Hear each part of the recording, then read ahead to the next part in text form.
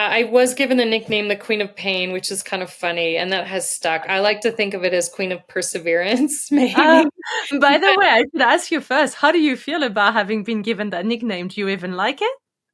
Well, I'm honored by it because it was meant as a compliment, but I also think that people have a sort of a weird relationship with the word pain, and we think of it as, you know, um, like going to the doctors or getting sick, or pain is often not taken as a nice word for us, but pain is also, I like to think of it, it really is a portal. And we've already talked about doing hard things. So if you can think of what is the hardest thing you've done in your life, maybe it's for a mother, maybe it's having a child, childbirth, maybe it's finishing your doctorate, maybe it's whatever it is. But when I ask people, what's the hardest thing you've done in your life? And they come up with a story, and you can see people start to passionately talk about it and talk about it. And they talk about how they got through it and what they did. And, I think about it with racing. I really remember the events that were a struggle, that were a push, versus the ones that were just sort of walk in the park.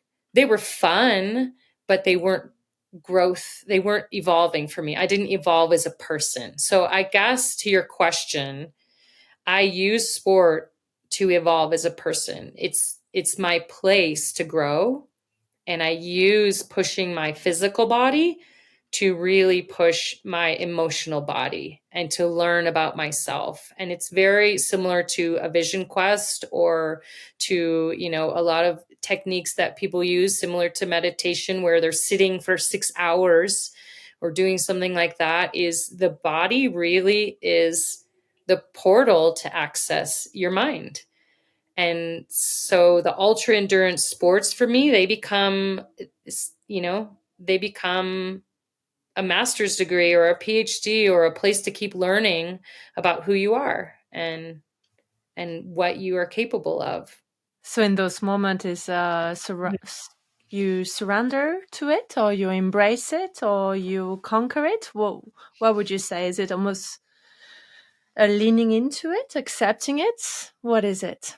Yeah, there's not a conquering. We don't conquer nature or fear or any of those things. We learn to move with them, and we learn to, flow, more like a water or a stream would go around a rock or something, or go over a waterfall. Or is that there's a way through things that can be smoother and easier. That's not to say it's not physically and mentally challenging. It absolutely is. But I go to those places prepared with knowledge, with maps, with training. And that's the part, like I call, control the controllables, and for any situation, you can study, you can be ready before you go.